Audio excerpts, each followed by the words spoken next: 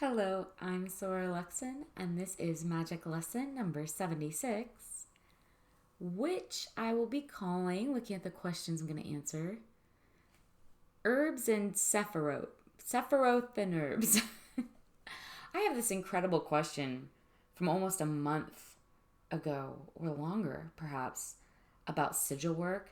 I really want to sit down with it and do almost an hour long podcast with that question, and I'd like to give it the attention and intention it deserves. So I'm not going to answer it here today. Again, I'm going to stick to some shorter questions from my direct messages mostly.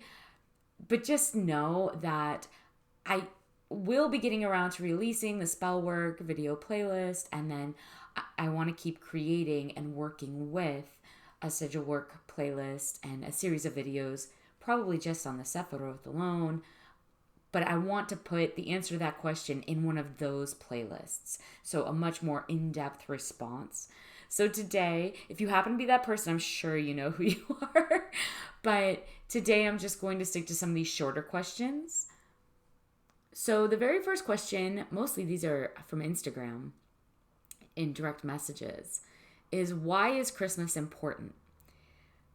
Christmas, magically, I'm not sure I understand the origin intention of this question. It's evading me. It's a very broad thing to ask, why is Christmas important? I'm going to hazard a response based on defining this as why is December 25th historically and traditionally seen as a very important energetic holiday. Because that's the best way I know to go about answering this. Horus had a virgin birth as a star of the east on December 25th, longest night of the year, seasonally, corresponding to different zodiac calendars. Had three kings show up and attend to him. Some symbolism there. Begins teaching at age 12, claims baptism and ministry at age 30. Had 12 disciples, and the hidden 13th was then crucified and resurrected after 3 days. Jesus the Nazarene, all the same, also performs miracles like Horus, born December 25th, virgin birth, star in the east, kings, three wise kings attending the birth, begins the ministry at 30 years old and resurrects. Dionysus, born from a virgin, December 25th. You see where I'm getting at here. Mithra is also acknowledged as being born on December 25th. By a virgin mother, the great sun god, later gathering 12 disciples and performing miracles, who then dies and in ritual is resurrected after being dead for 3 days, is worshipped on his day, sun day, the day of the sun, much like the Son of God, the Nazarene, is worshipped on Sunday.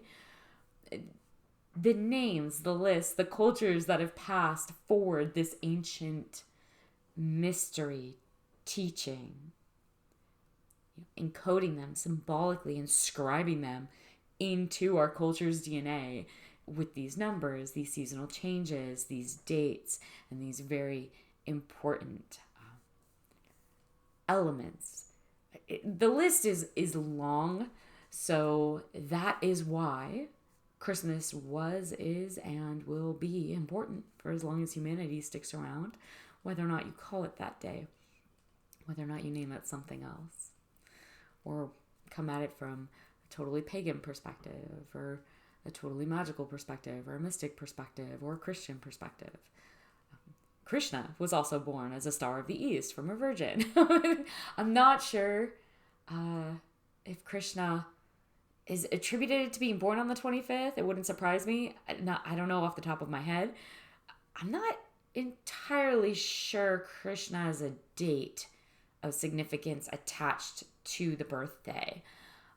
But again, virgin birth, star of the east. Anyway, so the question isn't why is Christmas important? The question is rather, is there any way or time in human history when Christmas wasn't important?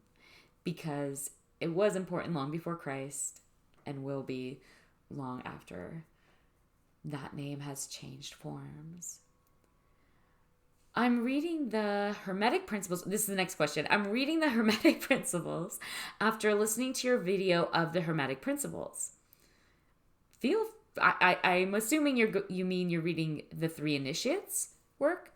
Do the laws ever interact with each other? Can you use them on purpose to interact with each other?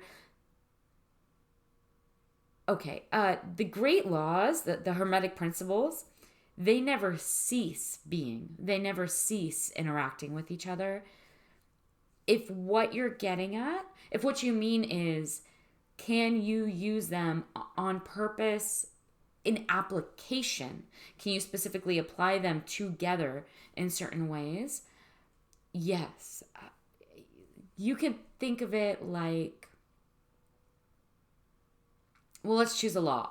All is mind. And then let's choose another law. Say, the law of six, the sixth law of the principles. Every cause has its effect. Okay, so there's two laws.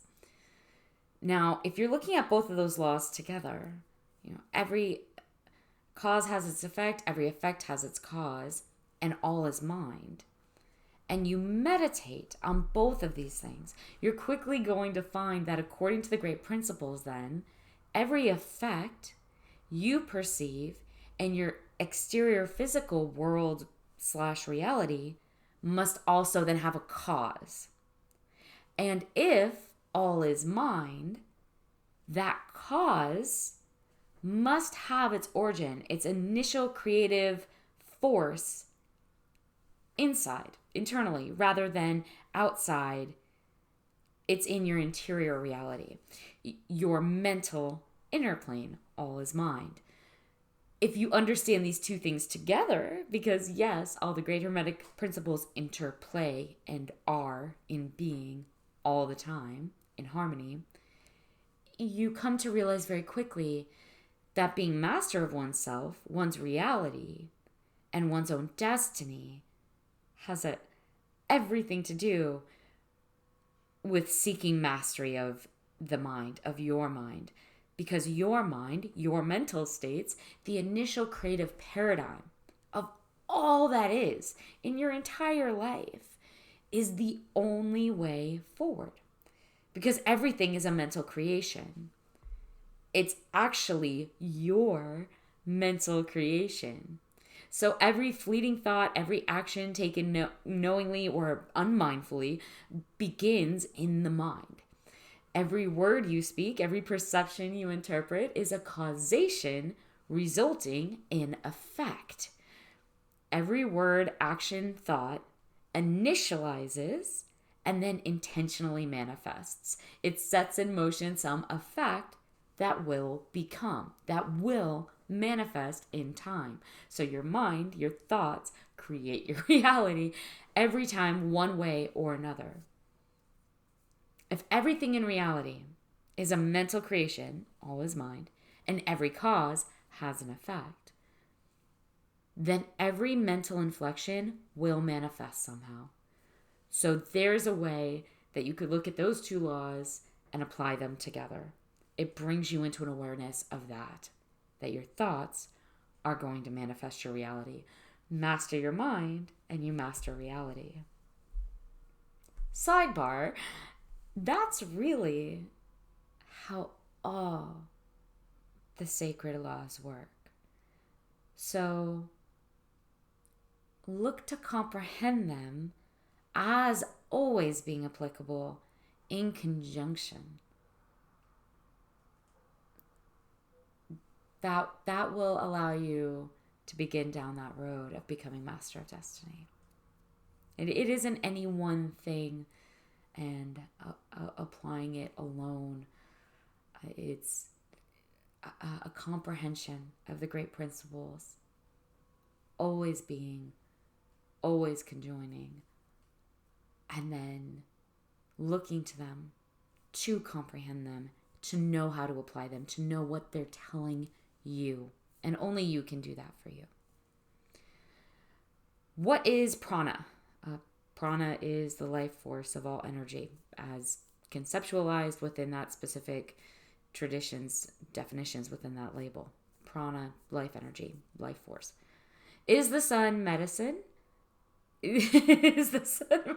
Asking a hermetic magician, such as myself, if the sun is medicine, is sort of like asking Hippocrates if you should eat healthy foods. Right? Let food be thy medicine, medicine shall be thy food. Or it's like asking a matriculating fellow if they enjoyed accolades. Yes.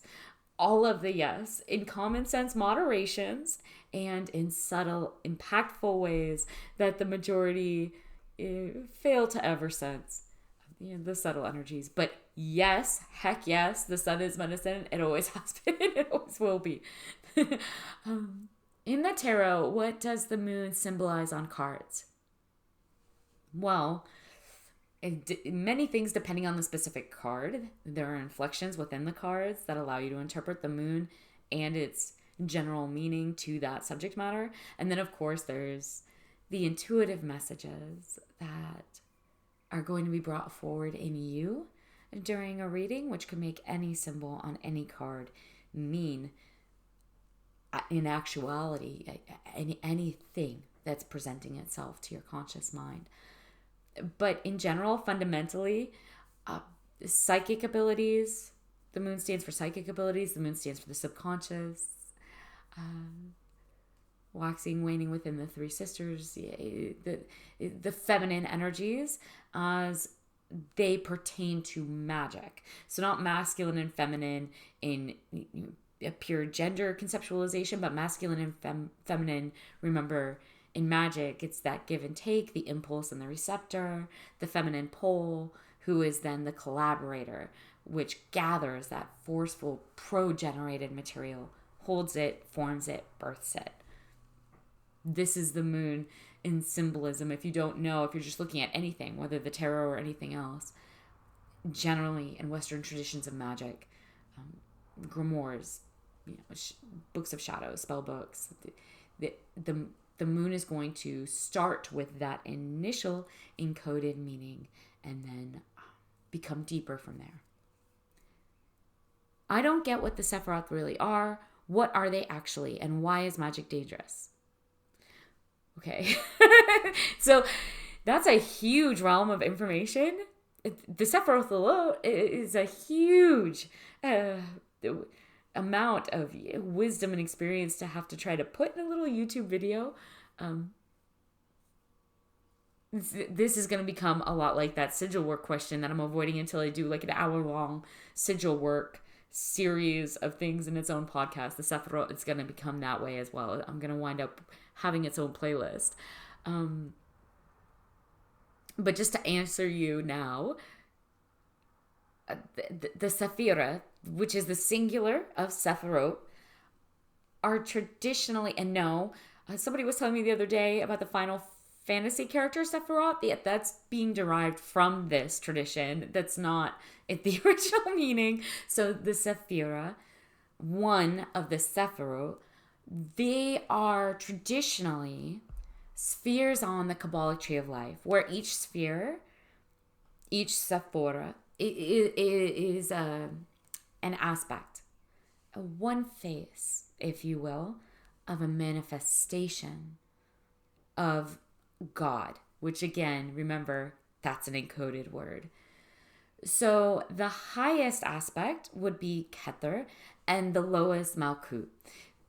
So if these are aspects of the energy of God, shorthand, I know I'm using labels, interpret them as you will, but if they are aspects of the energy of God or concept of the highest, so the concept of the highest starts on high in Kether and then passes down into and through creation, through the tree of life until it reaches the manifested physical plane of creation, which is the temporal physical world where we, humanity, reside in Malkuth. So that's sort of the very basic, oversimplified frame of the tree. Those are the Sephiroth are the spheres within the tree that create this framework of energy that's filtering from on high into the lower planes. So that all 10,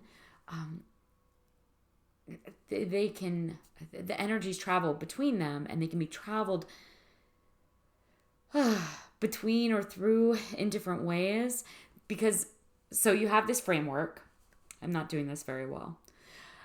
You have the framework of the tree, and then there's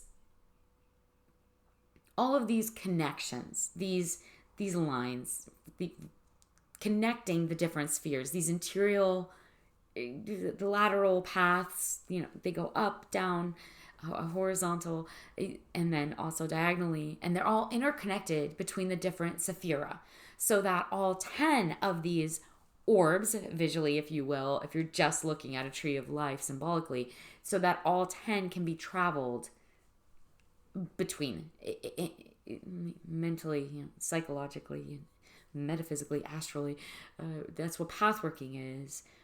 In shorthand, the Kabbalists conceived of these roads, these paths, as the means by which the energy of the Sephiroth, of the aspects of God, traveled.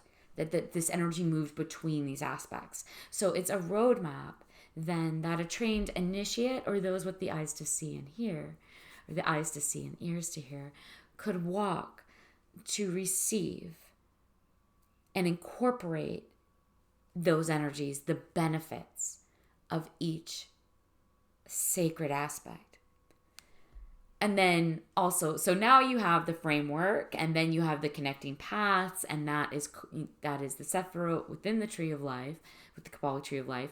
And then after all that depth of mystic knowledge was passed forward by Jewish Kabbalists in this symbolic visual way, it filtered into what we'd call the Western Hermetic magics or Western magical tradition, where the tree is now then embedded with other interpretive symbols that we also use in our magics, because it already, in a way, holds within itself all of that information, because it is the Tree of Life. So it's a simple thing to then use it and apply, say, tarot cards, as we were discussing before with the moon question.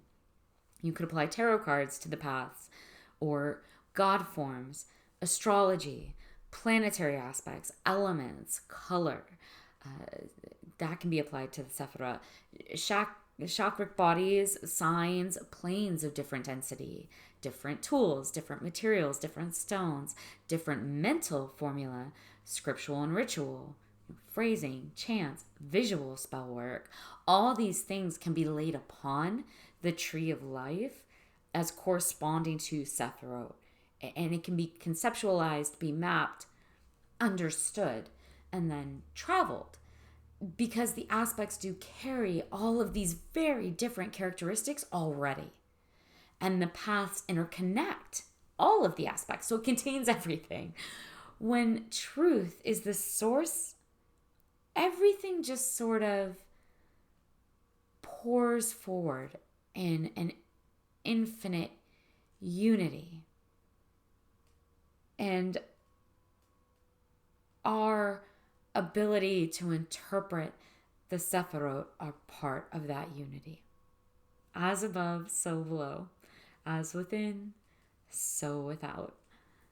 So whether you're pathworking or coming through the same process by different means, aspects, you asked, why is magic dangerous? If you're working with the Kabbalic Tree of Life, or you're working in grade work, things tend to get amplified. Aspects of the personality get amplified as we work with them. So let's say you're doing grade work, whether mystically or magically. Each threshold is a gate revealing what was unknown before. Each grade in a Western magic tradition does include creating the circumstances for the practitioner to have the opportunity to equilibrate, harmonize within themselves each element within the self as it's being worked with. And that can be a very messy process. To almost enforce a balancing of aspects of elements before the practitioner can then move on from there to the next that needs to be incorporated and balanced. And all of that manifests sometimes in very problematic ways. It always happens. We see it no matter which tradition and system of application is being used. We are perfect creatures. We are exactly as we're meant to be. But we rarely understand that. We rarely comprehend and then are willing to embrace the quintessential verity of our nature. So, the shadows, the darkling fights against the obvious, against what's already there, against what we're trying to come into equilibrium comprehension of. And it tends to come leaping into the light when we start poking around doing this sort of work. If you go around knocking on gateway doors, things are going to hear you. and having them amplified then, as you work with them, can get troublesome. Which is why there's so much embedded oversight involved in magic, because psychological issues will arise during grade work or path working, usually because of very limiting core beliefs are already in play. And those core beliefs, those very self-limiting core beliefs, are being challenged and then usurped. And much like the ego, they don't always like that process and they fight back a bit. Hence, all the prep work before really heavy grade work. All the mindfulness training, all the self-sufficiency, the internalization and reflection, all the making ready of oneself before higher order thresholds, more dangerous thresholds, are then crossed. And then also you have the other ways in which magic is dangerous. Magic done poorly or with less than resolved intention is usually catastrophic. It's a mess of epic proportions. But it will teach you. It will teach you every time. That's for sure.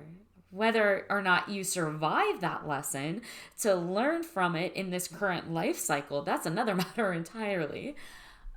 Most would define that as danger or dangerous. Magic done wrongly also is going to have epically bad consequences. Quote unquote bad consequences. Again, the consequences that are meant to happen. And then you have magic itself, along with being this insane rocket fuel, supercharged evolutionary energy that you're throwing yourself bodily into and psychologically hazarding everything you are, kind of danger.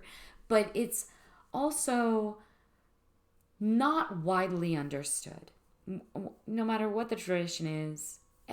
And therefore, it's feared by most of the world and most of the world's populations today. People wanting to kill people for believing things different than they believe is, one of the oldest stories in the book. It's one of those processes that the universe is unwinding.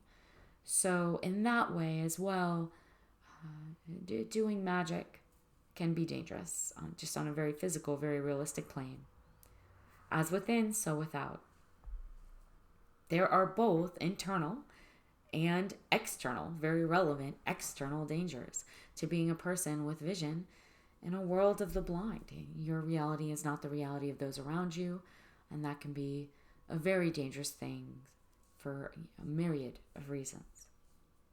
Next question. In the Golden Dawn books, I have the Shem start in Leo, but sometimes my research shows them beginning Aries. Is this an intentional mistake, or am I confusing something? Shem start in Leo. Okay, so you're not missing anything here. You're not confused. That is happening. When it comes, I'm gonna assume you're talking about the decanate wheel, the deacon wheel, which again, I'm going to assume that's what you're looking at, what you're working with. In modern times, we tend to begin 0 degrees in Aries.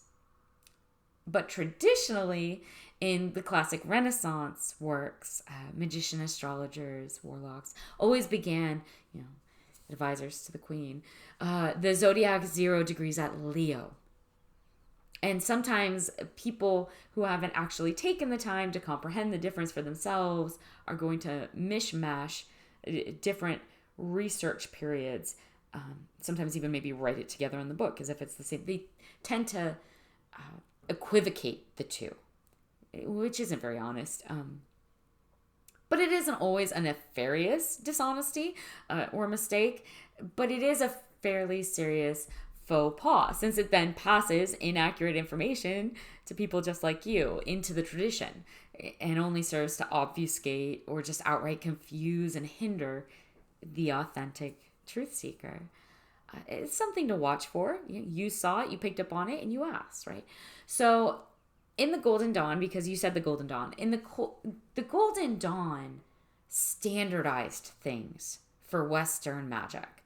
So if you're using that base, that foundation for your work, if this is your cornerstone, your system, I would stick with that as your source material and draw all your correspondences of the Shem and the watchtowers and the cherubic, the holy beast, infernal and celestials, the planetary spheres from there. The entirety of your zodiacal magics correspondences can be derived from there. Now, bearing that in mind, before the Golden Dawn standardized everything, nothing was standardized for all of these uses together at once. So you'll find bits and pieces all over chronologically the magical timeline and continents historically. So like the correspondences of the daemons within the Goetia, right? They're going to have differences between the Golden Dawn and what was written then in the Goetia, because the Goetic hierarchy is mostly planetary based rather than being associated automatically as a zodiac base with an element and a planet and a zodiac sign. So all of that being said, I would say that beginning at Leo is better for older magics, much older rituals, and always better generally for celestial magics to do these things in the way they have been done before. If you can take the time to work out how to do it, or perform the ritual as it was originally written, if it's a very old ritual, that's going to resonate loudest.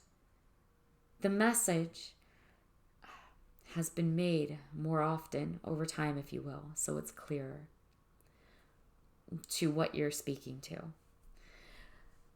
But to keep yourself free of confusion, or if you're working with more temporal, terrestrial forces, more immediate forces, or more modernly within the Golden Dawn, go ahead and start at Aries. It's going to work wonderfully. And then there's always the anomaly hybrid forms. I'm thinking of a few of my closest associates. I know a few of these individuals who beautifully can interweave both beginning at Leo and beginning at Aries to wondrous effect in their high magic. Usually by using the infernal, the demon in Aries, and the celestial angelic correspondences beginning at degree 0 from Leo. So my mind is getting in my own way. I just remembered that old show, Charmed, where the witch's guardian angel, their celestial, was named Leo, right? So that was a more traditional interpretation of where the zodiac begins. But anyway, if your hybridization, if you're into that, you better strap in for a lot of research and deep exploration into arcane texts, and maybe cozy up to someone who's willing to pass along those skill sets of interpretation to you and how they can be employed best. It never hurts to have a teach, to speed up the process of what you can then later to decide to use or drop or blend for yourself in the ways that best befit you. Whatever you do in magic, just don't do ambivalence. Do exactly what you did here. You had a question, you were feeling maybe a little confused, didn't know how to interpret it, and you asked. Be direct, be confident. Now you can move forward, make your choice of how to approach this, and do your magic with strength. Treat your magic like the lover you're courting, Be attractive, be gregarious with it, dote on it. But be direct and be honest. And do what you can not to play mind games. You do what you can not to confuse your lover.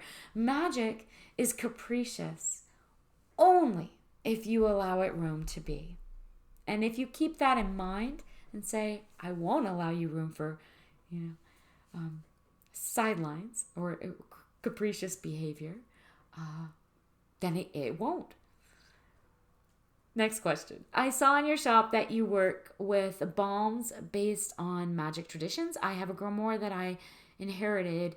There is a note on alchemical herbal remedy that says never use comfrey over blood. Comfrey over blood is in quotes here. It says, they're writing the question and it says, remedy that says, quote, never use comfrey over blood, end quote. Is this a code of some kind, maybe like vitriol, that I can interpret? Yet, no, you might, or maybe gibberish lost to time. I think you got T9 auto-corrected in there by accident. So I'm not the writer of your grimoire, obviously. What a beautiful thing to inherit. So take everything I'm about to say with some salty grains. But comfrey is Symphytum officinale, Symphytum, Officinale, I believe. Sephiroth officinale is comfrey. If you want to look it up, Google it. It's always, especially now with the FDA, and but it's always been used for external use only alchemically. My guess is your strange notation, that reference note in your spell book there, that whoever wrote it was making reference to that. Never use over blood. My guess is it was an older way of saying, don't apply this topically. Don't apply it over a cut. Because comfrey is an herb that, along with containing quite a bit of allotonin, also massively speeds the repair of damaged tissue structures, especially soft tissue structures, like skin, like the epidermis, flesh. So if you have like a tiny little scrape or an abrasion that hasn't totally broken the blood barrier, or a little itty bitty bug bite, comfrey, something with comfrey in it, comfrey oil, not pure, but in a balm, a salve, that's going to reduce and then heal that irritation. But if you use something with comfrey essentials in it, the oil of the leaf also can be termed absolutes when it's in refined fluids derived from the herb fresh or dried. If you use that over a significant cut, over something that's bleeding, something that bleeds, when it says don't use over blood, like your notation reads, if you use it over a deep wound, or any kind of bleeding, incision, it's actually going to promote the healing of skin over that wound too quickly. It will actually damage rather than help. Rather than being a useful salve, remedy, or antidote, if you apply comfrey over blood, it's actually going to force the flesh to mend, the tissues to close over. It's going to enforce that too fast, too rapidly, so you're healing the surface before the cut or wound can heal from the inside out. And when that happens, there is a huge risk, not only of infection, but also of abscess. So by quote unquote healing, it creates a lot of much, much worse harm. Comfrey can bypass at a cellular level the scabbing process, if you will, in such a dangerous way. So it's great for applying topically, externally only, and it's great for healing things that are minor and that haven't broken that blood barrier, but not for healing cuts. So when this person has written to you, never use comfrey over blood, I think what they're saying is never apply this as a remedy over someone who's bleeding, for all the reasons I just said. And you can look up this information. It's readily available from good sources. You start with the word you have, comfrey, start with that herb, start looking into it, get to the Latin name, and then you can start to research it on the internet.